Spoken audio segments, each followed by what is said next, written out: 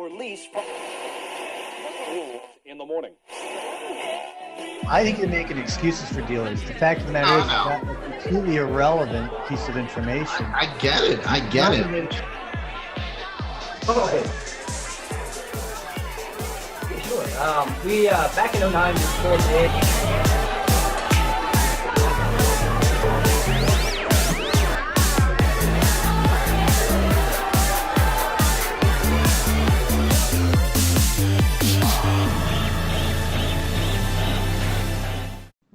Hey, just curious, Mike, did you get a chance to see this blog post last year from Renee, the 3 Ps? No, I didn't see it. So yeah, all right, we're hoping to get this over to you to look at. Jeff, you know this article pretty well. Still pretty relevant. Yeah, I mean, there's a lot of articles on Dealer Refresh that are like years old that are still relevant. Anytime you go into personal branding, of course, it's going to be relevant. I mean, not much of it. I mean, personal branding hasn't changed. I mean, Mike's definition, you know, it's obviously it's very broad, but in today's world of technology, it's, you know, how are you utilizing technology in order to brand yourself? You know, I was selling Volkswagens back in 98, 99, and the dealership didn't have a website. So I started my own website and went down the route of personal branding. So I personally always get really excited when I see somebody else that just has that entrepreneur spirit and just takes it to a whole nother level. Let me ask you, Mike, I mean, what is your personal brand? Yeah, I think I built it upon, first of all, knowing who I am and what I wanted to tell others. I then looked at who I wanted to target as my audience. And for me, knowing that females represent 85% of the buying market, that was who I was targeting. So I wanted to come across as someone who was friendly, someone who. But you're not really friendly? No, I'm not really. That's why he's on Facebook. My goal was to build trust in an audience who I had not yet connected with. What are some of the things that you're doing in order to achieve that? I mean, that's a obviously that's personal branding, but there's got to be some particular things that you're doing in order to achieve that, other than the fantastic smile and photo, you know, right there on your own website. Yeah. Well, just that he has a website is uncommon. I'm surprised how few people go this direction in this business, and you have a full-fledged website around it. Well, the idea for the website is primarily because research shows that people are going to buy before they come into the dealership. And if people are already online looking, they're going to decide the brand. They may decide the dealership they're going to, but they don't have a connection with a salesperson. So the website was designed to build that bridge or fill the gap between making the brand decision and the dealership decision, and then finding the salesperson to do business with. So you do believe that consumers are out there, and once they find the vehicle that they're interested in, there's value for them to find who they want to work with before coming into the dealership. Absolutely. Obviously, you've been able to leverage that, and you know, all your different pieces of real estate that you use to brand yourself. Let's say someone just walks into the dealership. Are they going, "Where's Mike at? I only want to work with Mike." You've had no prior contact with this possible customer.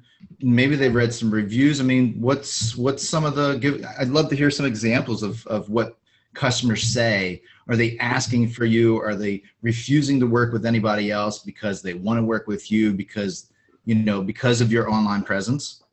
Yes, and it happened this week. In fact, an older gentleman, I was surprised it was an older gentleman who said this. He came in and asked for Mike Columbus, and someone pointed out where I was. He says, I know where he is. I know what he looks like. I've seen him all over the internet. So in my mind, that accomplished the goal of self-branding. It accomplished, in my mind, the effort and time that I put into building my online presence. No, that's awesome. Obviously, I'm at the dealership and I push self-branding. We leverage our ratings, reviews, DealerRater, different other ratings and reviews, cars.com, of course, which is, one of the same company now. But it's always been a big push for me as well is to get those reviews, because that is the self-branding. You're a diamond in the rough, or whatever you would say, a needle in a haystack that, that actually just takes it to a whole nother level. And I mean, heck, you even have your own logo. So, and boom shalaka. So Boom shalaka. It's boom shakalaka. Yeah, I was just thinking of shakalaka. They don't have basketball in Hagerstown. And no, we don't have that. Quit talking about Vital would eat that up. Mike, you say Hagerstown, people's going to look that up on the map and think I'm some from boony guy, Well, you are. You're on the edge of Washington, D.C. and Baltimore. I'm right on the edge. That's what I say. You're on the edge of like the most wealthy county in the nation, if I'm not mistaken. Yeah, I am. And it doesn't help my pocketbook, that's for sure. Hopefully you have easier credit deals there than some other places. Mike, personal branding has been critical forever. You can go back to Joe Girard, the Greatest Salesman book, and in the 70s, how he was branding himself in Detroit. Why is it so much more critical in 2017 than even was 5 or 10 or 20 years ago when Jeff first built his website? Well, one is competition. I think there's competition on the floor. There's competition between dealerships, and if you're trying to exceed and excel, you need to do everything possible to reach a higher level. And personal branding and putting your persona out there is vitally important in this day and age. But it's becoming more and more popular in other industries as well. And I noticed it in Seattle. I went out to Seattle for some interviews, and it was to my advantage that I had a personal brand out there. I have a question for you, Mike, off the cusp here. Where does the process start for you to interface with a customer? Does a lead come into the dealership and then you kind of bring them into, that branded experience, or are you fishnetting and generating new business through your personal brand? No, you have to constantly fish and fish and fish. You have to understand engagement. You have to understand how often to post that you're a car salesman, and how often to post family pictures, and how often to post other fun things that you're doing. But it's all a matter of constant engagement, so that when a person's like, oh yeah, my mom's looking for a car, can you help? It's that you've constantly maintained and built a relationship with people so that they're thinking about you when it's time to buy a car. But it can't be sell, sell, sell, sell, sell. You get more engagement whenever you're using your own personal Facebook page, which I can only imagine, just like you said, you almost have to have or find that fair balance between being the sales professional and also being you, right? And not going overboard with the sales message. If you had a secret out there, or if you had. Yeah. So the professional page is just to build that persona that I'm a Honda sales professional. Here's company data. Here's what's happening in the industry. Here's what's happening with the product, and not much room for engagement. You can't tag like you can on your personal page. So the personal page, I do fun videos. I do serious videos. I engage as much as I can with people in other industries and make sure that they know exactly what I do. Mike, let's get a few examples from you for maybe a future article, and love to maybe get some of those videos that we could share, because I think that'd be very educational and for others and our listeners to be like, oh, okay, this is how Mike does it, and it's always a great example. Well, let's do this. We have for folks that are listening, and even if you're not live, if you're watching like the recording of this, if you use the hashtag DFresh, or if you just tag DealerRefresh, feel free to chime in with some questions. Again, even if we're not live, you're watching the recording, feel free to throw in some questions, because what we'll do is we want to direct people to like the forums here. I have right here on the forums, I have a particular thread from, I think, a couple of years ago around sales branded presence. We can take questions from Twitter that people send in, or our members can just go right to the forum and post their own forum threads around branding. You know, I go back to my question with you, Mike, which is that starting point. You know, it sounds like you use Facebook a lot to really, you know, observe and network and get feelers out there and then bring them into your, you know, to your pipeline per se. Okay. So if I was to go back and say, where did I start?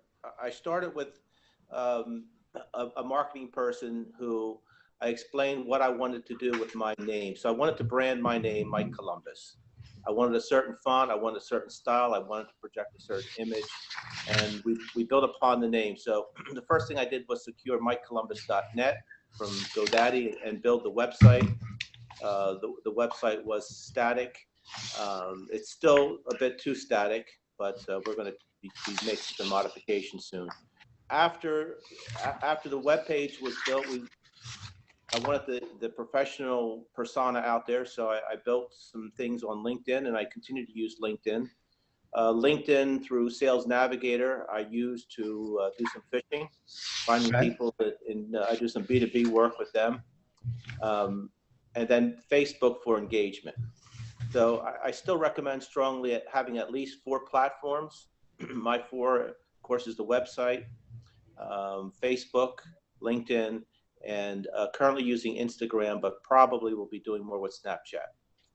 Really? Snapchat? How comes? Well, Snapchat seems to be where everyone's at. The young guys at my dealership are on it all the time. My brand is using Snapchat. They are running a promotion right now. It's Honda. Take a Snapchat photo on a test drive. I see that being happening. So you're watching what manufacturers doing as well, and that maybe allows you the opportunity to sort of stem off or rebound off of what they're doing as well. That makes sense. Right. I like that idea. If you're trying to chase a female demographic, Snapchat's definitely where to be in a consumer side too. Yeah. You don't do Musically? Come on. My daughter, she was all over Musically, so maybe you could do some.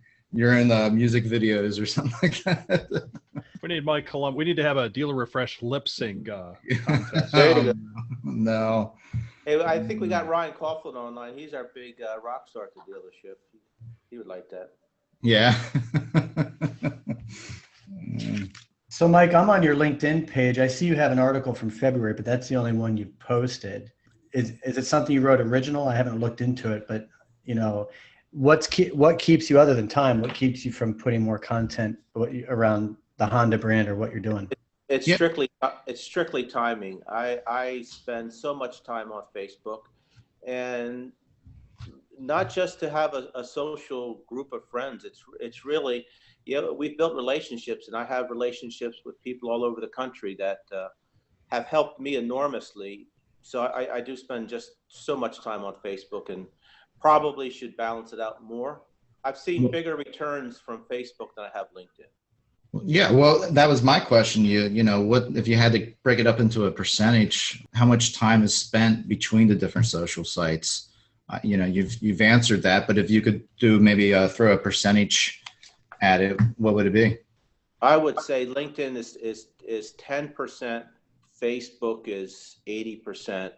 Wow. And then 5 and 5 between the two. LinkedIn, the response rate is so slow.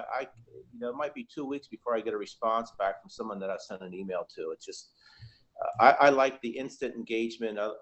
Facebook is just so much different of a platform than LinkedIn. But I think LinkedIn is necessary for certain target audiences you're trying to reach. Where do you see personal branding go, Mike? I mean, you're probably as much as any salesperson on the pulse of what's coming up, which, you know, that's evident by the fact that you're even looking at Snapchat, because you know, that can be a little bit of a stretch, but if you can find a way to connect with people, it makes a difference. So yeah, I see across the board personal branding becoming more and more necessary, not only in our industry, but in other industries. Just to give you a brief story, I went to Seattle last week, and from the moment I hit the ground, I had people that I knew. A dealership wanted to come to the airport, pick me up, wanted to give me a car for the week. And it's all because of the personal brand. If you think you're going to get your next job because of your resume or your cover letter, That doesn't happen anymore. People need to know who you are before you sit down and talk to them. And we talked about the website, which it does take not only a time investment, but a financial investment. And I know you on your Facebook business page, you've paid for boosting. What do you reinvest in yourself economically for this branding? Because you have to invest in yourself if you're going to. How much a month though do you end up throwing at it? Sometimes it's over $1,000 a month. It's not inexpensive. And then you have to decide where you're going to invest your money. Sometimes it's in training. I've paid for training. I've paid for websites. I've paid for boosting ads on Facebook. I'm always looking for the next thing that's going to help me. But I can't say that I've put all my money into one basket. Well, and that's where we met you, was training. I mean, I think you and Ryan and I originally met at the Rockstar Automotive Conference in Dallas, which isn't next to New York. And you went there for work. It wasn't like you tied it in with a vacation to Disney or for the kids or grandkids or whatever. So that's a critical part. How much would you say goes into, say, the social side? I probably invest $400 or $500 a month. And you've got a substantial return. I mean, in a bracket of salesperson profitability, where would you put yourself? Top 10%, top 25%, knowing that the average for the last 30 years has been 30 grand a year. Yeah, I would say top 10%. So it's been worth it for you. It is. It's hard to measure a response or how an ad works or what you're trying to accomplish. I certainly have a bigger picture of what I'm trying to accomplish, more than just selling cars. So, for example, I boosted today's program and what I'm doing here for various reasons. But I think it's important to be more than just a car salesman. Mike, do you feel that you are tied, like glued to the Honda brand? A lot of folks, they'll spend a couple years with one brand, bounce to another. Is there a risk that you're taking, or are like, I'm going to only be with Honda for the rest of my life? Yeah, you know what? I have to say yes. And here's the reason why I answer that way. You have to know your brand. You have to be able to explain your brand. You have to be in love with your brand. And if you're not in love with your brand, you're going to fail. Yeah. So personal branding is definitely a long shot for the transient, non-career salesperson. Well, and that's the problem. And all of us can probably attest to that. That's the problem in this industry a lot of times. I was a trainer with a large group for quite a while, and I go through these initial trainings and go around the room and ask them, like, why are you here? And so many times in our industry, I needed a job. This is just a part-time thing for me. I lost my other job, so I need this. I just got out of armed forces, or the Army. Like I needed something to do. I feel as if I'm pretty good with people, so I thought I'd, and of course, car dealerships are pretty quick to hire. I don't want to say just about anybody, but we're sometimes anyone willing to give it a shot. Yeah, they got a heartbeat. Let's give them the opportunity. Nothing wrong with that. But it was very far and few between, and that's what I would teach them. To me, it didn't matter what you're selling, just make a conscious decision on, are you going to be a professional salesperson? It doesn't matter if you're selling TVs, cars, land, property, boats, whatever it may be. Are you going to be a professional salesperson? And, that really resonated with most of the people that I spoke to, so obviously, you've taken that route, and that's why you invest in yourself. You've said, hey, I'm going to be a professional salesperson, and this is what I'm going to do. But I got a question. Sorry, we're so focused on digital, Mike, but I know you're like a community-minded guy. Beyond just the computer and the mobile screen, what else do you do in your community to brand yourself? Because I used to volunteer to go work events when the dealership sponsored a boat show or a charity event. I used to go put flyers on cars saying I wanted to buy your car, and ended up with business that way when it was old school analog and I needed someone to sell a car to. What do you do outside the store? I believe very much in local chambers and working with local community in that way. I believe in business networking, and I participate once a week in a business network group. I have even knocked on doors. I did some research in successful sales. Because of my medical background, So you went door to door with your car sales. Now, was that just like people that already bought from you and went to their neighbors, or did you just find a neighborhood? No, what happened was we live in a new neighborhood, and I would get angry every time I see a new Honda in someone's driveway. And I said, instead of getting angry, why don't you just do something? And I thought, you know what, you're a pretty smart cookie. Why don't I just do something? So I put together, around Christmas time, I put together a calendar with my picture on it and some other little goodies in it. And I went door to door and introduced myself and handed a calendar to all the neighbors and said, next time you're looking for a car, come see me. And that's another reason you're in the top 10%. That's awesome, because you had the internal fortitude to get out there. Man, it's been great having you on here. This Dealer Refresh Live, car people hanging out. It's been a fun time. So cheers to everybody who joined us. Mike, did you bring any beverage? You know, I saw a Diet Coke. Well, cheers with a Diet Coke or whatever's in that can. You know, thanks. A little bit of rum in there. Thanks a lot for having me. I appreciate being here. Seattle's going to be great. I'm leaving Saturday morning for Seattle. Awesome. Started a new dealership on the 18th. Oh, wow. We are excited about taking the show to Seattle.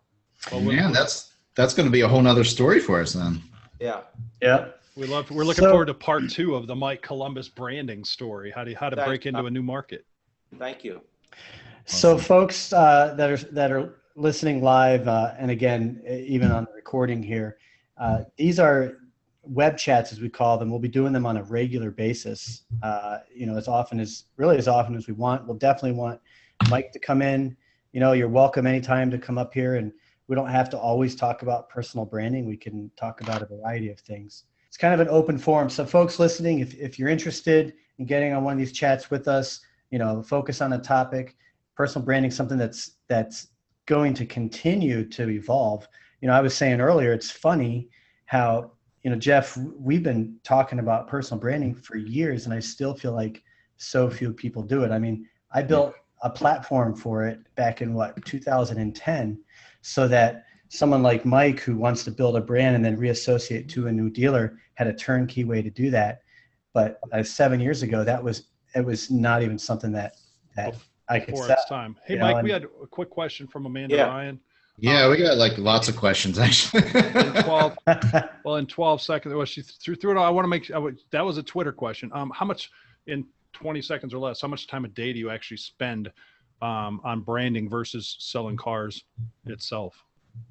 I spend as much time as I can when I'm walking the lot, when I'm sitting at my desk, when I'm in the break room, on social media networking and engaging. It's all about engagement. Okay, but you're still getting your follow-up calls done and CSI calls and big. He doesn't need to do follow-up calls. People just come in and ask for him. Yeah, there you go. 100% closing ratio. In demand. Thanks, Jeff. You got it, bro. Guys, it's been great hanging out. Yeah, this has been great. We really do. We got a hell of a Twitter stream going on, just with questions and stuff. So I can see us doing a part 2, 3, 4 of this with you, Mike. Great. Would love that. Well, and you know what? We'll take these Twitter questions and get them posted. The answers posted on Dealer Refresh from Mike. What is in the next 24 hours? Well, I'm going to get a recorded version of this up as a blog post, and we'll sync it into the forum as well, and really build on that. I didn't tell you guys, but I broadcast this on Facebook about 5 minutes in. Shouts out to those on Facebook that are watching. I see Chris Leslie left a few comments, and Amanda Ryan's up there. So again, we're going to be doing this on a very regular basis. I mean, I'd like to see us doing this almost weekly. For those that want to receive text alerts, text Dealer Refresh to 555-888. We'll send text alerts out when we're going live and when the recordings are available. And then obviously some of the folks found our hashtag. Coming up next week, quick announcement here. We have Ilana Zur coming back on for a web chat around decluttering your website, tightening up your VDP. She's got some tips to share. Ilana was on air with us back in March, so we'll be glad to have her back. Good stuff. outside of that, folks, if you're not subscribed to Dealer Refresh, be sure to just go to the newsletter link right here and make sure you're subscribed. You'll get a few emails kind of indoctrinating you into the social aspect and the forums. Be sure to set up your profile. You can see here I'm logged in as me, and you can set up your own personal profile there. And that way we have a really good feel of who everybody is. Mike, if you haven't done that yet, there's your prompt to do so. Get involved in the forums. Mike's already done that. Keep an eye out for the blue box on our newsletters. This is our standard newsletter look, and we'll be putting registrations links to all upcoming webinars here in the blue box. And then we'll also send out announcements as well, like this one here, for those that want to, to register and either attend live or get the recording. So with that said, any final comments, guys? Boom shakalaka. Boom shakalaka. Boom shakalaka. Cheers. See you guys All right, next wind week. it down. We'll see you next week. Thanks, everyone. Bye.